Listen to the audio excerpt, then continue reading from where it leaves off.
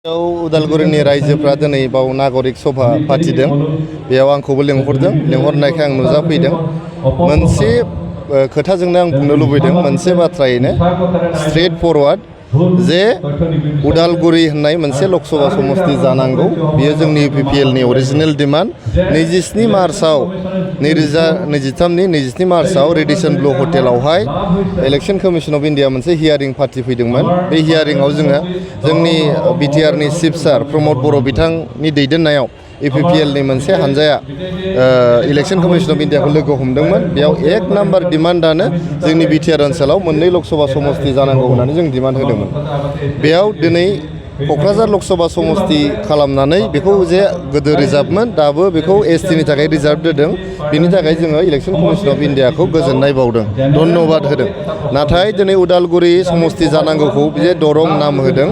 बेखौ जोङो दुखु मोनदों आरो जों इलेक्शन कमिशन अफ इन्डियानो जोङो मेम'रेन्डाम होनो थाखाय रेडि खालामखाबाय 11 जुलाइनि सिगां होनांगौ जों बेखौ होगोन दिल्लीयाव मोनसे हानजा जोंनिफ्राय थांनानै इलेक्शन कमिशन अफ इन्डियाखौ लोगो हमगोन आरो जोङो मिजिंथियो जे उदालगुरि होननाय समस्ति मोनसे दाजागोन आरो BTR नि सिंनि MLA समस्तिफोरखौ लानानैनो उदालगुरि लकसभा समस्तिखौ दागोन होननानै जोङो आसाबादि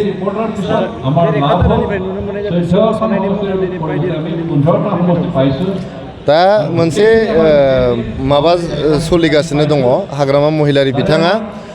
जेब्लानिफ्राय पावार गैया जादों बिथाङा माने प्रमद बर'नि अनगायै जेबो माने सिमाङावबो प्रमद बर' मोगथाङावबो प्रमद बर' जानाय लोंनाय उन्दुनाय जेरावबो प्रमद बर'खौल' बिथाङा रायाबा बखियाबा बिथाङा माने गोजोननाय मोना ओंखामबो उखैया आरो उन्दुलाङाबो बिथाङा ओंखायनो सिखारनायनिफ्राय मोनासिम खालि प्रमद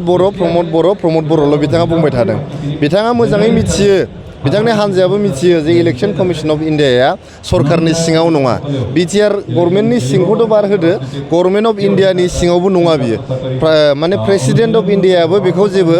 इनफ्लुयेन्स खालामनो हाया इलेक्शन कमिशन अफ इन्डिया मोनसे इन्डिपेन्डेन्ट अट'नमास बडि बिथांमोना जुदि इन्डिपेन्डेन्ट अट'नमास बडि नङामोनब्ला जोंनाव जे भारतआव इलेक्शनफोर खुंनाय जायो बे इलेक्शनफ्राव सरकाराव थानाय हानजायानो देरहाबाय थागौमोन नोंथांमोना नुदों जे सरकाराव थानाय हानजायाबो जेननानै हेंथा हानजायाबो देरहायो बे इलेक्शन कमिशन अफ इन्डिया मोनसे अट'नमास बडिखायसो बेबायदि जानो हादों दा नैबे डिलिमिटेसनखौहाय इलेक्शन कमिशन अफ इन्डिया खालामगासिनो दङ आरो बियो मोनसे फ्रि फेयार मोनसे प्रसेस जादों होननानै जों सानदों आरो जोङो जुदिअ दिनै उदालगुरि लकसभा समस्ति जायैयाव जों दुखु मोनदों नाथाय जोंनि BTR ओनसोलाव 12थाल' MLA समस्ति दङमोन दा 15था जानायखाय जों जोबोद गोजोननाय मोनदों आरो जों इलेक्शन कमिशन अफ इन्डियाखौ धन्यबाद होदों आगोलाव 12ल'मोन दा 15 जाबाय बेयो जोंनि थाखाय जोबोद माने मोजां खामानि जादों जोंनि BTR ओनसोलाव आरो जौगानायनि हाबाफारिया गोख्रोंसिनै जासिगोन हाग्रामा महिलारि बिथाङा बुंबावदों नैबे डिलिमिटेसनाव उदालगुरि लकसभा जायैया UPPL आरो एबसुआ बिथाङा पलिटिकेल माइलेज लानो नागिरदों 17 बोसोर थगाय थसि रुलिं खालामलांबाय दा थगायनो हाबावगोन सानदों बिथाङा जेसेखि होना माने रायजोफ्रा मिथिगौ जे UPPLआ जेब्लायबो उदालगुरि समस्तिखौनो हास्थायदों BTCआवहाय मोनसे नखरबायदि जाना दं दायो सार दा जोंनि BTCआवहाय गोबां बर'फ्रा ज' जानांगौ दा बे लकसभानि बेलायाव दा जोंनि मोनसे नखरखौ ज' जाफैनांगौ होनबानो जोंना उदालगुरि समस्तिया जानानै फैगोन 30 बोसोरनिफ्रायनो देहायारि जोथोननि बिथिङाव बुहुमनि बयजोंबो फोथायजानाय लोगोसे साबसिन आरो रावजोंबो रुजुजायै गोरोन्थि गैयै फिथाइनि रादाय होग्रा एप'ल' डायग्नोस्टिक्सआ नोंथांमोननि साखाथियाव सौफैबाय बे एप'ल' डायग्नोस्टिक्स सेन्टाराव थैजों सोमोन्दो थानाय गासिबो बेराम COVID-19 बेराम खि हासुदै आरो गुबुन गुबुन बेरामनि आनजाद खालामनाय जायो